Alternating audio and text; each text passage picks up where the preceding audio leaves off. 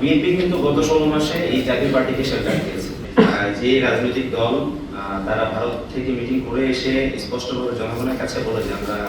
ভারতে উচ্চপদস্থ কর্মকর্তাদের সাথে মিটিং করেছি এবং কি আলাপ হয়েছে সেটি আসলে আমাদের পক্ষে বলা সম্ভব নয়। এবং গত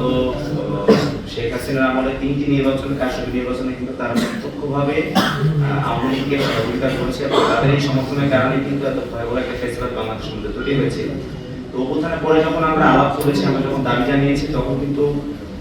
জাতীয় পার্টি নিষেধের আলাপে কিন্তু আমরা দেখলাম যে একটি রাজনৈতিক দলের তীব্র বিরোধিতার কারণে কিন্তু জাতীয় পার্টি নিষিদ্ধ করা গেল এবং আমরা মনে করি যে জাতীয় পার্টি কর্তৃক এই নির্বাচনে অংশগ্রহণ করা এই যে জুলাই গণঅভ্যুত্থানের সাথে এক ধরনের প্রতারণা এবং এই প্রতারণা করার সুযোগ পেয়েছে। আমরা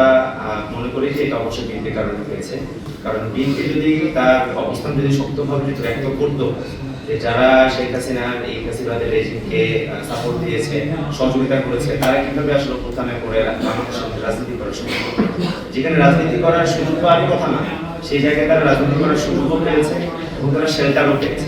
এবং বিএনপি কিন্তু গত 16 মাসে এই জাতীয় পার্টিকে শেল্টার দিয়েছে এবং বর্তমান সময়ে আমরা দেখতে পাচ্ছি যে জাতীয় পার্টি একটি বড় সংখ্যক